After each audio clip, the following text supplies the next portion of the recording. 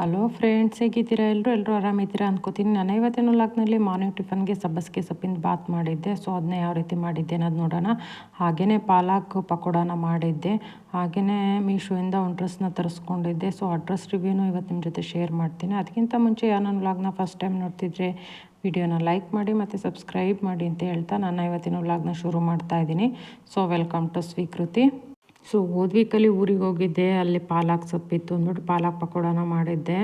So ಆ ವಿಡಿಯೋನ ಇವತ್ತು ನಿಮ್ಮ ಜೊತೆ ಶೇರ್ ಮಾಡ್ತಾ ಇದ್ದೀನಿ. ಪಾಲಕ್ ಪಕೋಡ ನಾನು ಇದೇ ಫಸ್ಟ್ ಟೈಮ್ ಟ್ರೈ ಮಾಡಿದ್ದು. ಸೂಪರಾಗಿ ಬರುತ್ತೆ, ತುಂಬಾ ಕ್ರಿಸ್ಪಿಯಾಗಿಯೇ ಬರುತ್ತೆ. ಪಾಲಕ್ ಅಂದರೆ ಬರೀ ಪಲ್ಯಗಳು ಮಾಡ್ಕೋತೀವಿ, ಸಾಂಬಾರು ಮಾಡೋದನ್ನು ಕಡಿಮೆನೇ.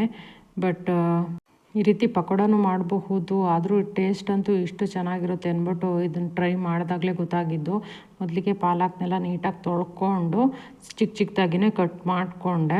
ಸೊ ಅದು ಮೊದಲೇ ಸ್ವಲ್ಪ ಜಾಸ್ತಿ ಅನಿಸುತ್ತೆ, ಬಟ್ ಕಲಿಸಿದಾಗ ಕಡಿಮೆನೇ ಆಗುತ್ತೆ. ಸೊ ಒಂದು ಕಟ್ನಷ್ಟು ಪಾಲಕ್ ಸೊಪ್ಪು, ಹಾಗೆಯೇ ಸ್ವಲ್ಪ ಕೊತ್ತಂಬರಿ, ಹಾಗೆಯೇ ಹಸಿರು ಮೆಣಸಿನ್ಕಾಯಿನೂ ಕಟ್ ಮಾಡಿ ಹಾಕ್ಕೊಂಡಿದ್ದೀನಿ.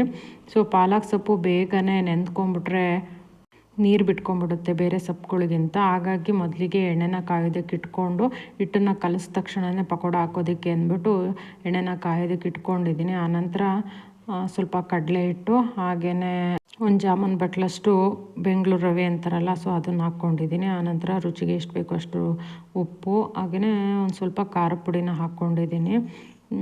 ಮತ್ತು ಈರುಳ್ಳಿನ ಕಟ್ ಮಾಡಿ ಹಾಕ್ಕೊಂಡಿದ್ದೀನಿ. ಸೊ ಸೋಡಾ ಏನೂ ಹಾಕಿಲ್ಲ. ಈರುಳ್ಳಿ ಎಲ್ಲ ಜಾಸ್ತಿ ಹಾಕಿರ್ತೀವಲ್ವ, ಸೊ ಅಂಥ ಪಕೋಡಗಳಿಗೆ ಸೋಡಾ ಹಾಕೋದೇ ಬೇಡ, ಅಷ್ಟು ಕ್ರಿಸ್ಪಿಯಾಗಿಯೇ ಬರ್ತವೆ. ಸೊ ನಾನು ಸೋಡಾ ಹಾಕಿಲ್ಲ, ಆದ್ರೂ ಎಷ್ಟು ಕ್ರಿಸ್ಪಿಯಾಗಿ ಬಂತು. ಮತ್ತು ಅದ್ರ ಟೇಸ್ಟ್ ಎಷ್ಟು ಚೆನ್ನಾಗಿತ್ತು ಅಂತ ಅಂದರೆ ಟ್ರೈ ಮಾಡಿದಾಗಲೇ ಗೊತ್ತಾಗೋದು, ಅಷ್ಟು ಚೆನ್ನಾಗಿರುತ್ತೆ. ಸೊ ಮಿಸ್ ಮಾಡದೆ ಪಕೋಡಾನ ಟ್ರೈ ಮಾಡಲೇಬೇಕು. ಸೊ ಇಷ್ಟು ಗಟ್ಟಿಯಾಗಿಯೇ ಹಿಟ್ಟನ್ನು ಕಲಿಸ್ಕೊಂಡೆ, ಸೊಪ್ಪಿಂದಲ್ವ, ಹಾಗಾಗಿ ತೆಳುವಾದರೆ ಚೆನ್ನಾಗಾಗಲ್ಲ ಅಂತಂದ್ಬಿಟ್ಟು ಸೊ ಪಕೋಡಾನ ಹಾಕ್ಕೋತಾ ಇದ್ದೀನಿ. ಸ್ವಲ್ಪ ಒಂದು ಮೀಡಿಯಮ್ ಸೈಜಲ್ಲೇ ಹಾಕ್ಕೊಂಡೆ. ತುಂಬ ದಪ್ಪನಾಗಿ ಹಾಕಿದ್ರೆ ಒಳಗಡೆ ಸೊಪ್ಪಲ್ವ, ನೀಟಾಗಿ ಬೇಯಲ್ಲ ಅಂತಂದ್ಬಿಟ್ಟು ಸ್ವಲ್ಪ ತೆಳುವಾಗಿಯೇ ಹಾಕ್ಕೊಂಡೆ. ಟೇಸ್ಟ್ ಅಂತೂ ಆಸಮ್ ಅಂತಲೇ ಹೇಳ್ಬೋದು, ಅಷ್ಟು ಚೆನ್ನಾಗಿರುತ್ತೆ. ಸೊ ಪಾಲಕ್ ಸೊಪ್ಪೆಲ್ಲ ಜಾಸ್ತಿ ಇದ್ದಾಗ ಒಂದೇ ಥರದ್ದು ಪಲ್ಯ ಈ ಥರದ್ದು ಮಾಡೋದಕ್ಕಿಂತ ಈ ರೀತಿ ಪಕೋಡ ಎಲ್ಲ ಟ್ರೈ ಮಾಡಿದ್ರೆ ನಿಜವಾಗ್ಲೂ ಟೇಸ್ಟು ಡಿಫ್ರೆಂಟ್ ಆಗಿರುತ್ತೆ. ಟೇಸ್ಟು ತುಂಬಾ ಚೆನ್ನಾಗಿರುತ್ತೆ. ಮಾಮೂಲಿಯಾಗಿ ಈರುಳ್ಳಿ ಪಕೋಡ ಬೇಯಿಸ್ತೀವಲ್ವ, ಅದಕ್ಕಿಂತ ಒಂದು 2-3 ನಿಮಿಷ ಜಾಸ್ತಿ ಬೇಯಿಸ್ಬೇಕು, ಸೊಪ್ಪಾಗಿರೋದ್ರಿಂದ ಚೆನ್ನಾಗಿ ಬೇಯ್ಕೊಳ್ಳಿ ಅಂತ ಅಂದ್ಬಿಟ್ಟು. ಸೊ ಟೇಸ್ಟ್ ಅಂತೂ ಆಸಮ್ ಅಂತಲೇ ಹೇಳ್ಬಹುದು. ಮನೇಲಿ ಸಬ್ಬಸಿಗೆ ಸೊಪ್ಪಿದ್ರಷ್ಟೇ ಪಕೋಡಾನ ಮಾಡ್ಕೋತೀವಿ ಚೆನ್ನಾಗಿರುತ್ತೆ ಅಂದ್ಬಿಟ್ಟು. ಬಟ್ ಪಾಲಕ್ ಅಂತೂ ಸಬ್ಬಸಿಗೆ ಸೊಪ್ಪಿಗಿಂತನೂ ಟೇಸ್ಟು ಚೆನ್ನಾಗಿರುತ್ತೆ. ನಿಜವಾಗ್ಲೂ ಪಾಲಕ್ ಹಾಕಿದ್ದೀವ ಅಂತ ಅನಿಸೋದೇ ಇಲ್ಲ, ಅಷ್ಟು ಚೆನ್ನಾಗಿರುತ್ತೆ ಟೇಸ್ಟು. ಸೊ ದೊಡ್ಡದಾಗಿ ಎಲೆಗಳು ಸಿಕ್ಕಿದ್ರು ಅಂತಂದರೆ ಡೈರೆಕ್ಟಾಗಿ ಬರೀ ಹಿಟ್ಟನ್ನು ಕಲಸಿ ಹಾಕ್ಕೋಬೋದು, ಆ ರೀತಿ ಪಕೋಡಾನು ಚೆನ್ನಾಗಿರುತ್ತೆ. ಬಟ್ ಈ ರೀತಿ ಕಟ್ ಮಾಡಿ ಹಾಕ್ಕೊಂಡ್ರಂತೂ ಇನ್ನೂ ಚೆನ್ನಾಗಿಯೇ ಬರುತ್ತೆ, ತುಂಬಾ ಕ್ರಿಸ್ಪಿಯಾಗಿಯೇ ಬರುತ್ತೆ. ಸೊ 2 ಥರದ ಪಕೋಡಾಗಳ್ನು ಟ್ರೈ ಮಾಡಿದ್ದೀನಿ ನಾನು. ಸಾಸ್ ಜೊತೆಗೆ ಹಾಕ್ಕೊಂಡು ತಿಂದ್ರಂತೂ ಅದ್ರ ಟೇಸ್ಟೇ ನೆಕ್ಸ್ಟ್ ಲೆವೆಲ್ ಅಂತಲೇ ಹೇಳ್ಬೋದು. ಸೊ ಮನೇಲಿ ಜನಗಳಿದ್ರಂತೂ ಈ ಥರದ್ದು ಬೋಂಡ ಬಜ್ಜಿ ಪಕೋಡಗಳು ಮಾಡ್ಕೊಂಡ್ರಂತೂ ಜೊತೇಲಿ ಕುತ್ಕೊಂಡು ತಿಂದರೆ ಅದ್ರ ಟೇಸ್ಟ್ ಡಬಲ್ ಆಗುತ್ತೆ ಅಂತಲೇ ಹೇಳ್ಬೋದು. ಅದಕ್ಕೆ ಮನೇಲಿ ಇವಾಗಿನ ಕಾಲದಲ್ಲಂತೂ ಗಂಡ ಹೆಂಡ್ತಿ ಮಕ್ಕಳು ಅಷ್ಟೇ ಇರ್ತಾರೆ, ಅತ್ತೆ ಮಾವ ಬೇರೆಯವ್ರು ಯಾರನ್ನೂ ಹತ್ರಕ್ಕೆ ಸೇರಿಸ್ಕೊಳಲ್ಲ. ಆದಷ್ಟು ಈಗ ಮದುವೆ ಮಾಡಬೇಕಾದ್ರೂ ಅಷ್ಟೇ ನೋಡ್ತಾರೆ, ಅತ್ತೆ ಮಾವ ಜೊತೇಲಿ ಇದ್ದಾರೋ ಇಲ್ವೋ ಅಂತ ಅಂದ್ಬಿಟ್ಟು. ಬಟ್ ಮನೇಲಿ ಹಿರಿಯರಿದ್ದರೆ ಅದರದ್ದು ಹೆಲ್ಪ್ ಎಷ್ಟಿರುತ್ತೆ ಅನ್ನೋದು ಜೊತೇಲಿದ್ದವ್ರಿಗೆ ಅಷ್ಟೇ ಗೊತ್ತಿರುತ್ತೆ. ಸೊ ನಾನು ಊರಿಗೆ ಹೋದಾಗ ಅಪ್ಪ ಅಮ್ಮ ಇದ್ದಾಗ ಅವ್ರಿಗೇನು ಬೇಕು, ಮನೇಲಿ ಇರೋದ್ರಲ್ಲೇ ಏನೇನು ಬೇಕು ಇಷ್ಟವಾಗೋ ಅಂಥದ್ದು, ಸೊ ಅದನ್ನೆಲ್ಲ ಮಾಡಿಕೊಡ್ತಿರ್ತೇನೆ. ಸೊ ನಮಗೆ ಎಲ್ಲಿ ಹಿರಿಯರು ಸಿಗ್ತಾರೆ ಅಲ್ಲೇ ನಾವು ತೃಪ್ತಿನ ಕಾಣಬೇಕು ಅಲ್ವಾ. ಹಾಗಾಗಿ ಮೀಶೋಯಿಂದ ಒಂದು ಡ್ರೆಸ್ನ ಪರ್ಚೇಸ್ ಮಾಡಿದ್ದೆ. ನಿಜವಾಗ್ಲೂ ತುಂಬಾ ಚೆನ್ನಾಗಿದೆ, ಯಾವ ರೀತಿ ಬರುತ್ತೋ ಅಂದ್ಕೊಂಡಿದ್ದೆ. ಬಟ್ ಡ್ರೆಸ್ಸು ತುಂಬಾ ಚೆನ್ನಾಗಿದೆ. ಕಲರ್ ಇಷ್ಟ ಆಗಿ ಡ್ರೆಸ್ನ ತರಿಸ್ಕೊಂಡಿದ್ದು ನಾನು, ಮೀಶೋಯಿಂದ ತರಿಸ್ಕೊಂಡಿದ್ದು. ಬಟ್ ಎಕ್ಸೆಲ್ ಆಗಿದ್ದರೆ ಸಾಕಾಗಿತ್ತು ನನಗೆ. XXL ತರಿಸ್ಕೊಂಡೆ. ಪ್ಯಾಂಟೆಲ್ಲ ಯಾವ ರೀತಿ ಬರುತ್ತೋ ಅಂತಂದ್ಬಿಟ್ಟು. ಡ್ರೆಸ್ಗಳೆಲ್ಲ ಕರೆಕ್ಟ್ ಆಗ್ತಿರುತ್ತೆ, ಬಟ್ ಪ್ಯಾಂಟು ಸರಿ ಆಗ್ತಿರಲ್ಲ. ಸೊ ಹಾಗಾಗಿ XXL ತರಿಸ್ಕೊಂಬಿಟ್ರೆ ಬೇಕಾದರೆ ಫಿಟ್ಟಿಂಗ್ ಮಾಡ್ಕೋಬೋದು ಅಂದ್ಬಿಟ್ಟು XXL ಡ್ರೆಸ್ನೇ ತರಿಸ್ಕೊಂಡಿದ್ದೆ. ಡ್ರೆಸ್ ಕ್ವಾಲಿಟಿ ಅಂತೂ ತುಂಬಾ ಚೆನ್ನಾಗಿದೆ. ಈಗ ಟಾಪು ಸ್ವಲ್ಪ ದೊಡ್ಡದನ್ನಿಸುತ್ತೆ, ಪ್ಯಾಂಟೆಲ್ಲ ಓಕೆ ಅನ್ನೋ ಥರ ಇದೆ. ಸೊ XLನ ತರಿಸಿದ್ರು ಆಗಿತ್ತು ಅಂತ ಅನ್ನಿಸ್ತು. ಕೆಲವೊಂದು ಸಲ XLನ ತರಿಸ್ತೀವಿ, ಬಟ್ ಪ್ಯಾಂಟ್ಗಳೆಲ್ಲ ಟೈಟ್ ಅನ್ನಿಸ್ತಿರುತ್ತೆ, ಸರಿ ಕೂರಲ್ಲ ನಮಗೆ ಎಕ್ಸೆಲ್ ಸೈಜ್. ನಾವು ಕೆಲವೊಂದು ಡ್ರೆಸ್ ಆ ರೀತಿ ಬಂದಿರ್ತವೆ, ಕೆಲವೊಂದು ಡ್ರೆಸ್ ಈ ರೀತಿ ಬಂದಿರ್ತವೆ. ಇದು ಡಬಲ್ ಎಕ್ಸೆಲ್ ತರಿಸಿದ್ದು ಸ್ವಲ್ಪ ಜಾಸ್ತಿನೇ ಆಯಿತು ಅನ್ನಿಸ್ತಿದೆ. ಫಿಟ್ಟಿಂಗ್ ಮಾಡ್ಕೊಂಡು ನೋಡಬೇಕು ಯಾವ ರೀತಿ ಬರುತ್ತೆ ಅಂತ ಅಂದ್ಬಿಟ್ಟು. ಕಲ್ಲರ್ ಅಂತೂ ತುಂಬಾ ಚೆನ್ನಾಗಿದೆ. ಸೊ ಮೀಶೋನಲ್ಲಿ ನೋಡಿದ ರೀತಿಯೇ, ಫೋಟೋದಲ್ಲಿ ನೋಡಿದ ರೀತಿಯೇ ಕಲ್ಲರ್ ಇದೆ. ಕ್ವಾಲಿಟಿನೂ ಅಷ್ಟೇ, ಡ್ರೆಸ್ ಕ್ವಾಲಿಟಿ ತುಂಬಾ ಚೆನ್ನಾಗಿದೆ, ಪ್ಯಾಂಟ್ ಕ್ವಾಲಿಟಿನೂ ಅಷ್ಟೇ ಚೆನ್ನಾಗಿದೆ. ದುಪ್ಪಟ್ಟನೂ ಓಕೆ ಅನ್ನೋ ಥರ ಇದೆ. ಸೊ ಡ್ರೆಸ್ ಈಸ್ ಗುಡ್ ಅಂತಲೇ ಹೇಳ್ಬೋದು. ಫ್ರಂಟಲ್ಲಿ ಎಂಬ್ರಾಯ್ಡ್ರಿ ವರ್ಕ್ ಮಾಡಿದ್ದಾರೆ. ಸೊ ನಾಟ್ ಬ್ಯಾಡ್ ಡ್ರೆಸ್ ಅಂತಲೇ ಹೇಳ್ಬೋದು. ಸೊ ಮಾರ್ನಿಂಗ್ ಟಿಫನ್ಗೆ ಸಬ್ಬಸಿಗೆ ಸೊಪ್ಪಿತ್ತು. ಸೊ ಸಬ್ಬಸಿಗೆ ಸೊಪ್ಪಿಂದು ಬಾತ್ ಮಾಡೋಣ ಅಂದ್ಕೊಂಡೆ. ತರಕಾರಿ ಎಲ್ಲದನ್ನು ಹಾಕಿ, ತರಕಾರಿ ಏನಿಲ್ಲ ಅಂತಂದ್ರೆ ಬರೀ ಸಬ್ಬಸಿಗೆನೇ ಹಾಕ್ಬಿಟ್ಟು ಸಬ್ಬಸಿಗೆ ಬಾತನ್ನ ಮಾಡ್ಕೋಬಹುದು.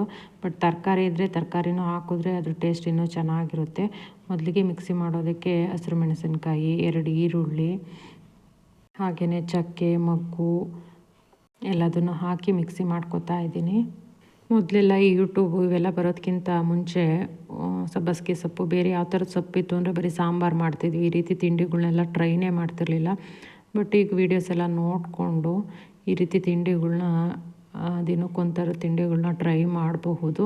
ಒಂದೇ ಥರದ ಸೊಪ್ಪು ತರಕಾರಿಯಲ್ಲಿ ಡಿಫ್ರೆಂಟಾಗಿ ರೆಸಿಪೀಸ್ನ ಟ್ರೈ ಮಾಡ್ಬೋದು. ಸೊ ನಾನಿಲ್ಲಿ ಮಿಕ್ಸಿಗೆ ಈರುಳ್ಳಿ, ಹಸಿರು ಮೆಣಸಿನ್ಕಾಯಿ, ಹಾಗೆಯೇ ಚಕ್ಕೆ, ಮೊಗ್ಗು ಇದನ್ನೆಲ್ಲ ಸೇರಿಸ್ಬಿಟ್ಟು ಮಿಕ್ಸಿ ಮಾಡ್ಕೊತಾ ಇದ್ದೀನಿ.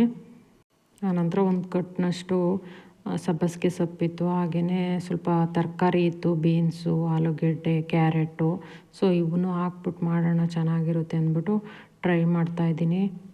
ಮೊದಲೆಲ್ಲ ಮಗ ಇರೋನು, ಸೊ ತಿಂಡಿ ಎಲ್ಲ ಮಾಡೋದಕ್ಕೆ ಕರೆಕ್ಟ್ ಆಗೋದು, ಎಲ್ಲ ಖಾಲಿ ಆಗೋದು. ಬಟ್ ಇವಾಗ ನಾನು ಹಸ್ಬೆಂಡ್ ಇಬ್ಬರೇ ಇರೋದು.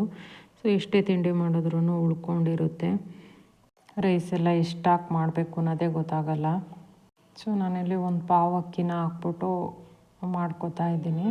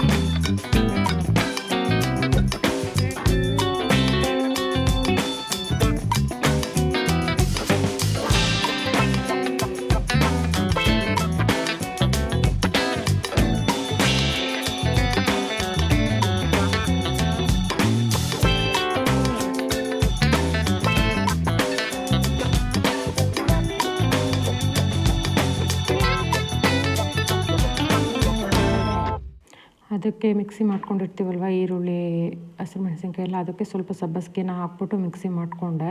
ಅರೋಮಾ ಮತ್ತು ಕಲ್ಲರ್ ಎಲ್ಲ ಚೆನ್ನಾಗಿ ಬರುತ್ತೆ ಅಂದ್ಬಿಟ್ಟು ಮಾಮೂಲಿಯಾಗಿ ಒಂದು ಕುಕ್ಕರ್ಗೆ ಎಣ್ಣೆನ ಹಾಕ್ಬಿಟ್ಟು ಓಲ್ ಸ್ಪೈಸಸ್ಸು ಮತ್ತು ಈರುಳ್ಳಿ ಹಾಗೆಯೇ ಕಟ್ ಮಾಡಿರೋವಂಥ ತರಕಾರಿ, ಶುಂಠಿ ಬೆಳ್ಳುಳ್ಳಿ ಪೇಸ್ಟು ಮತ್ತು ಮಿಕ್ಸಿ ಮಾಡಿ ಇಟ್ಟಿರೋವಂಥದ್ದು, ಹಾಗೆಯೇ ಸ್ವಲ್ಪ ಗರಂ ಮಸಾಲ, ಕೊನೆಗೆ ಒಂದು ನಿಂಬೆಹಣ್ಣನ್ನು ಹಾಕ್ತಾಯಿದ್ದೀನಿ.